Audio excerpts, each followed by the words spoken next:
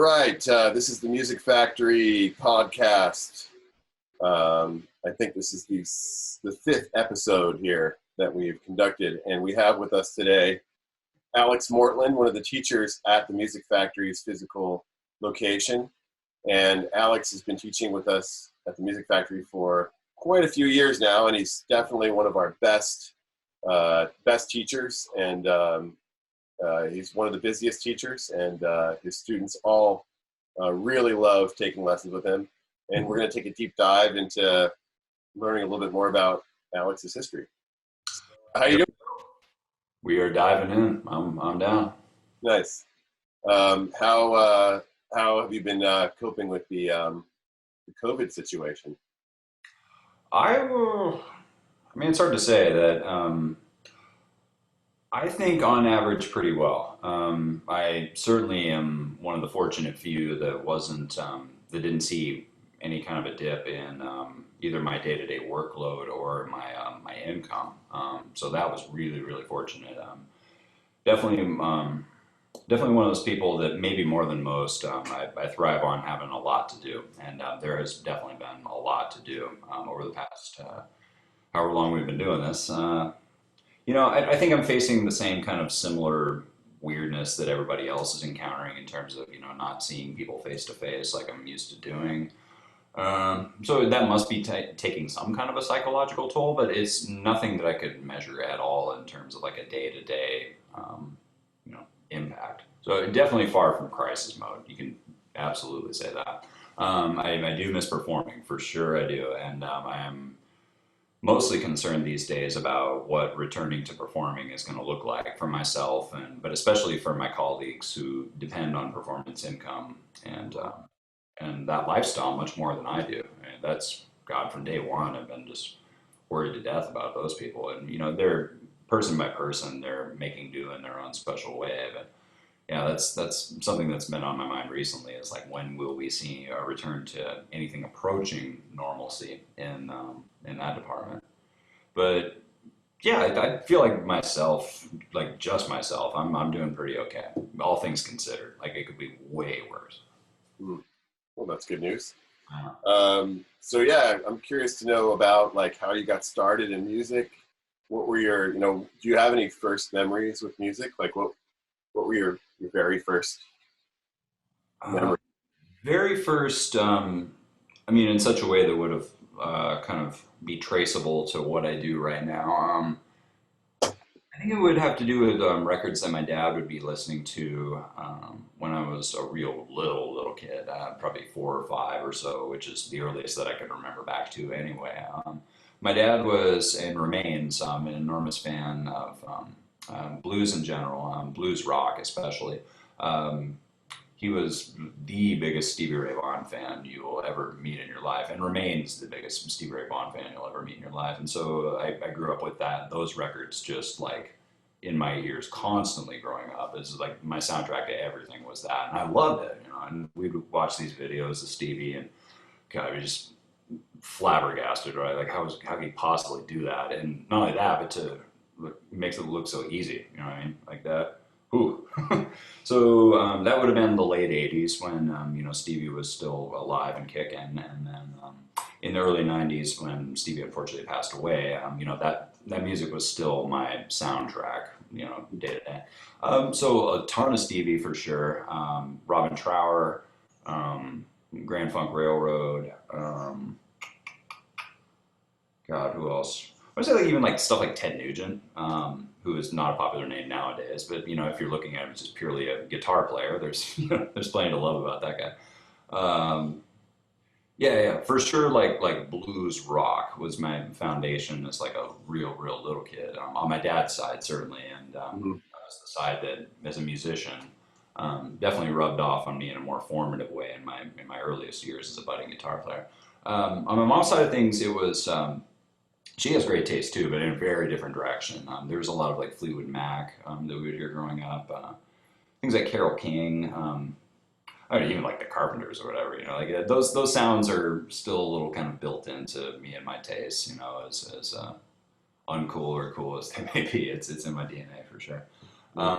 So that'd be what I received on my parents' side of things, and then it really what was the catalyst for my actually playing music and wanting to actually go in and do it was the aftermath of grunge. Not right when grunge was happening, but kind of in grunge's last days of being the center of the universe musically, basically. It would have been about 94, 95, like right after Kurt Cobain died, was because I was just barely too young to really be aware of grunge, like when it was like really, really happening.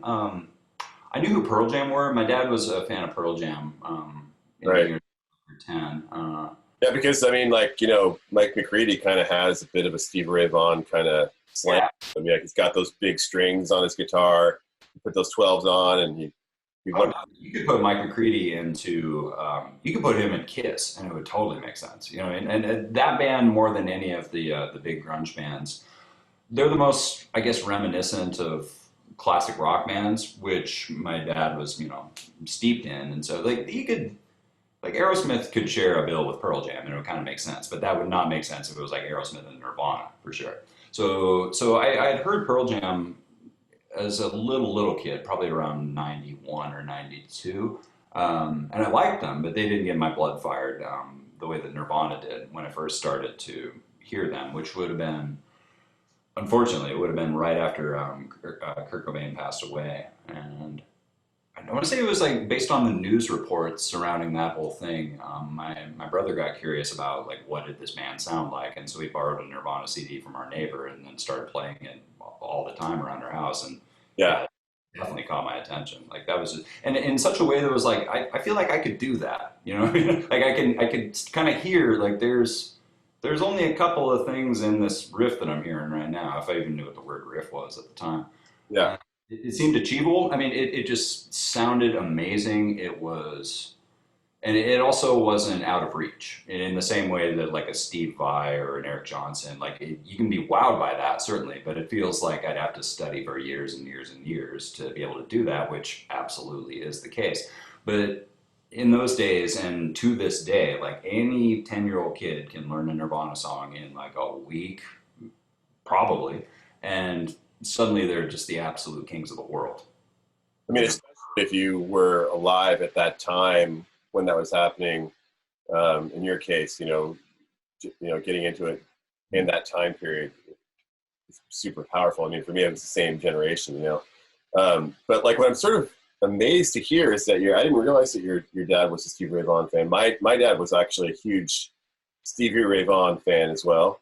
So I think he's everybody's dad's favorite, basically of like the modern, It's, which like, it's the first concert I ever saw was at the Coliseum, and it was a double bill, and it was Stevie Ray Vaughan and Eric Johnson. oh my god, god, that must have been hair raising. Like, sitting there, and then my dad was like, which one did you like better? Toss up, but I think I chose Stevie. Yeah, well, I for sure gonna like Stevie had more of that like visceral sort of like primal grit energy. Eric Johnson much more cerebral, much more like polished for sure. But Stevie was just like pure fiery passion roar. Yeah, I mean, and it was also similar for me that it was my dad's record collection that got me into music, and I think it's like really actually kind of fascinating. Like it's sort of like I heard an interview with Jim Carrey. I don't know if you heard this interview, but he kind of discusses, why he thinks he's a comedian, and he kind of said at the end of the day, he just like really wanted to make his dad laugh, and his dad wanted to make him laugh, and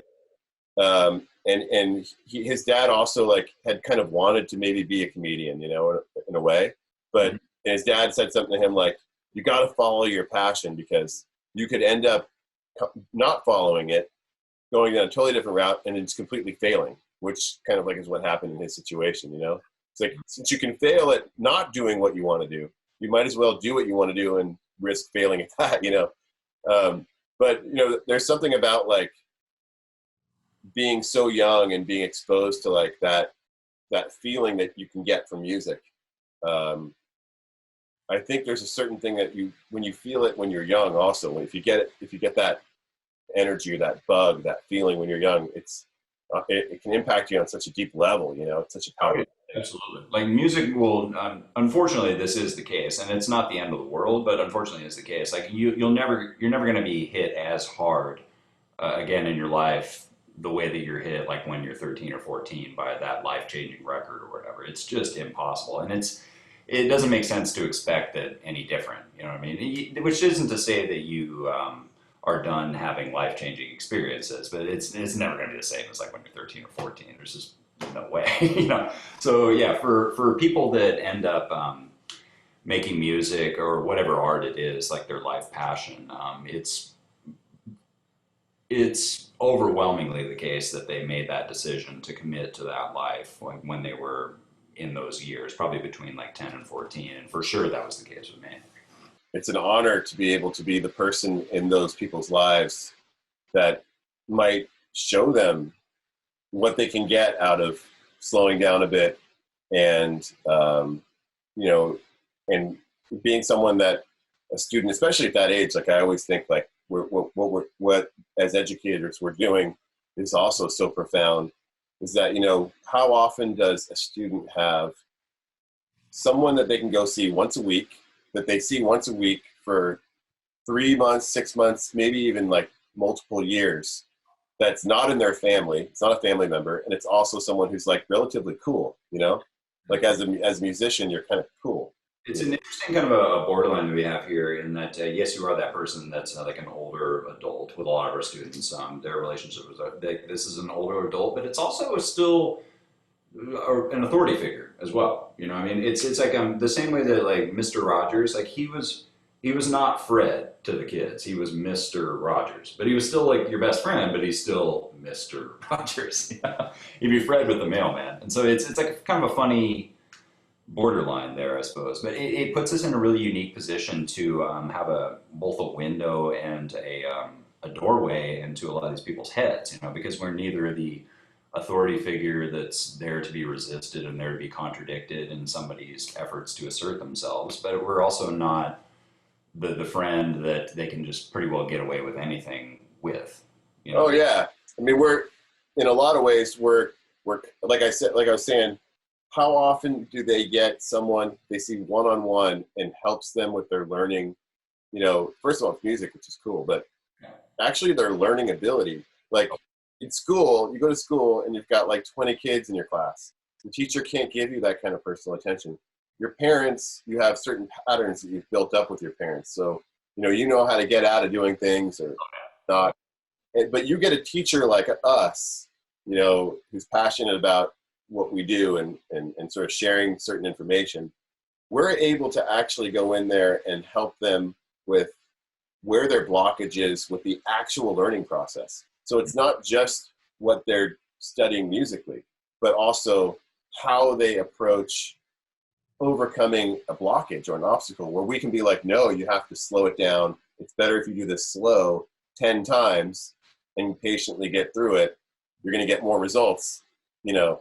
Definitely. And we do it in such a way that it's not overtly obvious that that's happening. Because if it were overtly obvious, then I think there would be some resistance to it. It's like we're able to kind of sneak that in as like a Trojan horse kind of a thing. Like while we're just hanging out and talking music and playing music, you know, we're also slipping like some pretty significant life lessons in such a way that like they're receptive to it. Because you know, they don't know that they're being molded, so to speak. The secret's out now, I guess. You're able to, if you have like a vision and art that you want to put out there and you really work at it, you know, you actually have a pretty good shot at making like enough money to pay your bills, you know? Well, yeah, yeah. And if it's about that to you, then that's out there too. But to me, and I'm not going to tell anybody what to want or not to want, but to me, it's always been more about like what kind of impact you can have on other people's lives, much more than it's like a dollar figure, you know? No, of course. But what I'm saying is at that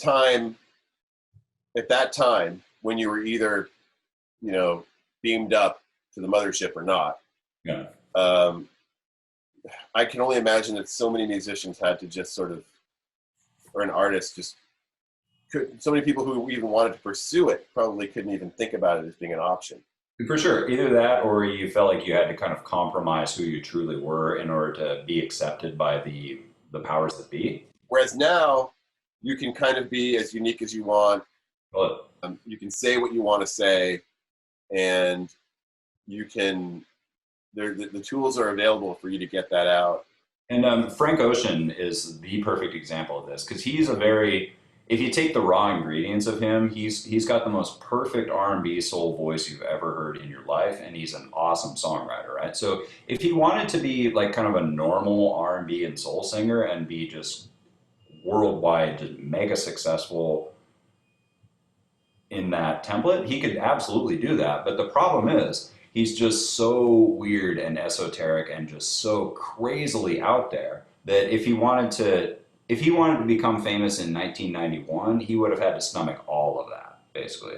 Unless he was like one of those miracles like Prince or Prince, like aside from being one of those once in a lifetime people, like there was just no way that you could rise to the top without um, compromising yourself. But now he can be absolutely as weird as he wants to be, and he does. And he puts out these records that are just no hold bars, like not afraid to be polarizing, not trying to please every single person that might possibly hear them.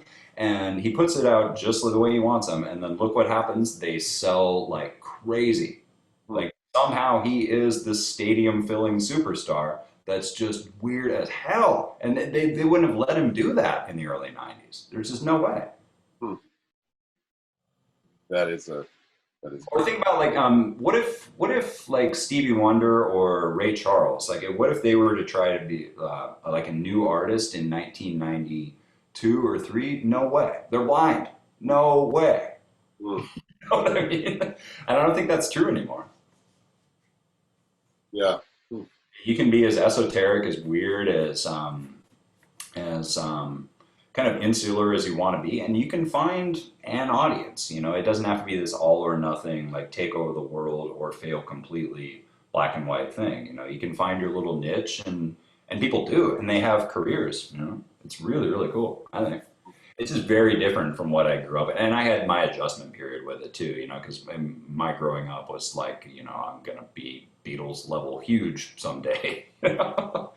And that's just like the modern climate doesn't allow for that, and that's fine. You know, it's just like the new successful just looks like something very different than it used to. Hmm. Yeah. I mean, yeah. It's we're there's a lot of actually great things about being alive right now, and Totally, the totally. resources. Look at how much access we have to every damn thing. You know, it's amazing. Hmm. Cool. And then so you played around in some bars, and just as far as what you're working on right now, you've got your band, Mother of Pearl, which everybody. Oh yeah. So after those days, I mean, there was band after band after band. I There mean, was I met you at the Jet Deck, yeah, which yeah, totally, totally. That would have been. we did an interview with Blake, and he was talking about the Jet Deck. Oh yeah, yeah, yeah. So yeah, that would have been a couple of years later. I started going to those Jet Jam sessions. By then, I was playing bass as well, and I was operating more as a bass player. I put together a hip hop group. It was kind of like a roots style jazz hip hop group with a live band plus an MC, and did really well. We actually put out a record over in Japan that was like fluke like mass success over there, and we got to go over there and tour and be treated like rock stars for a couple of weeks, and say, hey, we have this number 3 record on the Japanese charts, and like wag that around. What year was that around? That was 2004, 5. So that might have been either right before I moved back to Seattle, or like happening right when I came back, and I kind of remember hearing about that happening. Was it the Hypnotics? Yeah, yeah, yeah. I was the bass player. Yeah. And then, of course, the next thing was Sambusa. Yes, right after that was Sambusa. That's where I was the rhythm guitarist and one of the songwriters. We were basically an alternative rock band with a lot of jazz elements, a little bit of like kind of trip hoppy sort of vibes, but very much like a Seattle rock band in our presentation. And yeah, we built up a good amount of like local notoriety over the 2 or 3, 4 years that we were around, I suppose.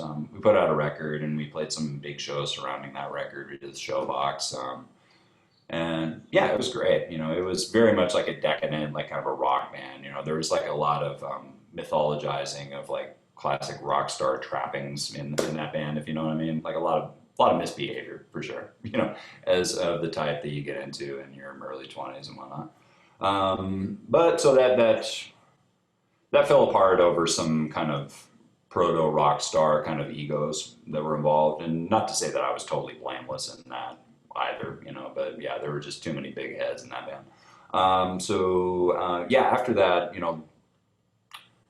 there were a couple of scattered projects after that I was some of them I was halfway committed to, others I was like really committed to, but gradually, thankfully, worked my way into my current main band, Mother of Pearl, we're called. One of them, well, it's me on guitar. It's another one of the Music Factory's main long-standing teachers, Kent Halverson, on keyboards. We have Krista Wells on vocals, Jeremy Lightfoot on bass, and Woogie D on the drums.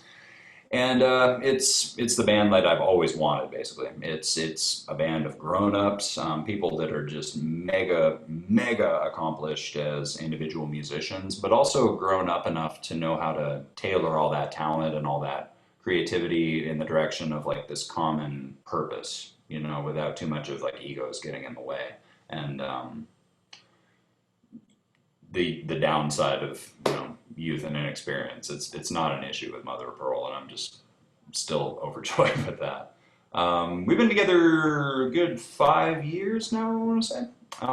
Still working on that first album. We're going to keep it in the oven until it's just absolutely perfectly ready to go. Cool. And that's coming when it's coming. Let's see. Currently, I'm also playing with currently, as soon as the lockdown is over, I will be again. Playing with Lee Oscar, who was the harmonica player for the band War in the 60s and 70s. He's a gentleman who lives in the area and has a solo band that he performs local gigs with, and I've been the guitar player for that for 2 or 3 years now, I want to say. So yeah, getting to work with Lee, certainly that's one of those professional checklist items that's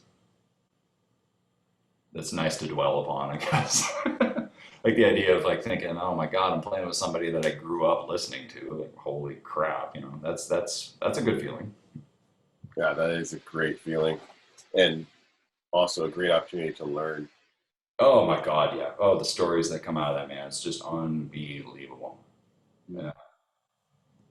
So yeah, that's kind of my main two situations. I mean, like I'll still do the occasional sort of like a hired gun sort of a gig, but I'm finding myself doing less and less of that nowadays, which is just it's my privilege basically. Like after because of the teaching work that I do, because of the 10,000 hours that I guess I've come close to acquiring by now, I don't feel like I'm much in I don't feel a lot of desire to say yes to every opportunity that comes along the pike anymore, and it feels really good to have achieved that. There was a time where I just like anybody's band that needed a hired gun, musician, I would jump right on it, and it was useful to do that because it taught me about all kinds of different environments, like different styles of music, and what set of tricks and mindsets is appropriate for this situation, but not at all appropriate for this other situation, and just learning the ins and outs of like all those little details. Like there was a time where it was very useful for me to do that and just to get out there and play for sure. But yeah, by now I've got Mother Pearl, which is the heart and soul sort of artistic outlet, and then Lee's band, which is a little bit of that too, but more just like a great experience just to be playing that music, which I love, and to be working with those people who I love as well.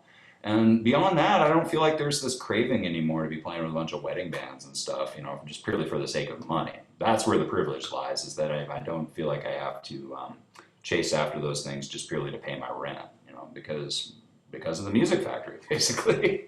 Yeah. And as far as if people want to take lessons from you online or come into the school, what all instruments are you teaching right now?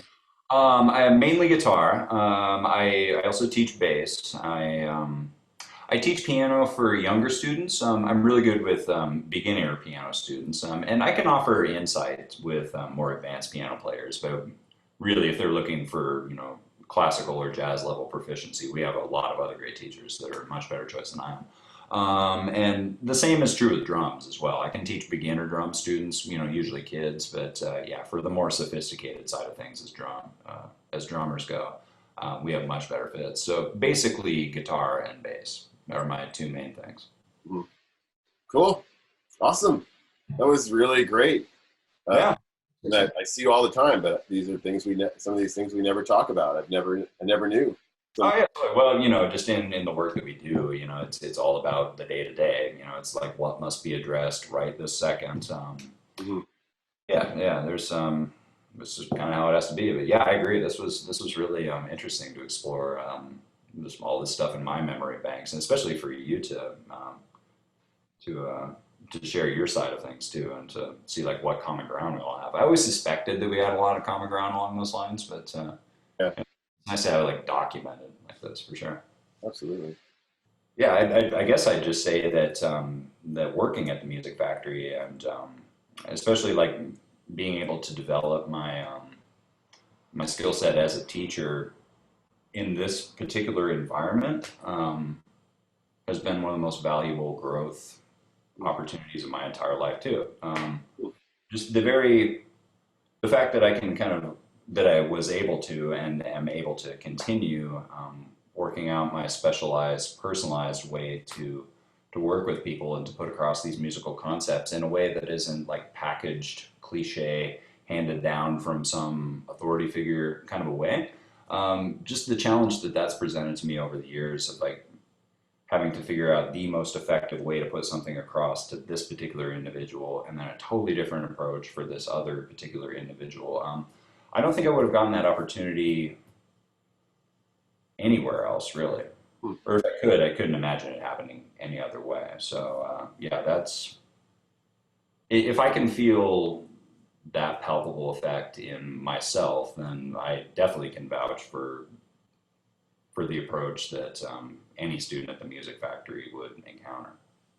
Yeah, and that is sort of, you're touching upon a lot of the philosophies which I will continue to believe in, and I believe they work. I believe that the things I believe in are meeting every student where they're at. That's what we do.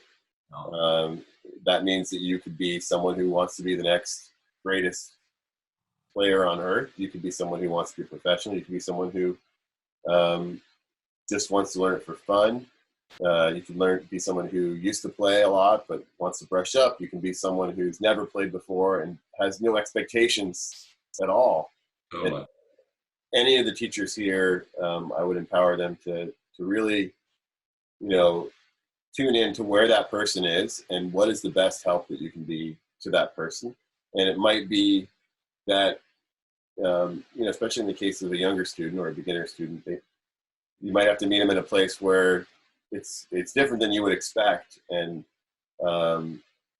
in those situations, sometimes you end up helping the person the most, because you're meeting them where they are, and you're finding out where you can help, and you're providing that help to them, So it's been great having you teach here as well, and I do look forward to more years of success and good things. And yeah, maybe we'll do another interview in a couple months. Yeah, I would love to, absolutely. And I'm really looking forward to seeing the interviews that take place with the rest of our teachers as well. Like I expect to find out some mind-blowing things. Yeah, that'll be fun. Cool. All right. Well, have yourself a great night, and we'll sign off. All right, man. Clicking that red button. Here we go. Peace.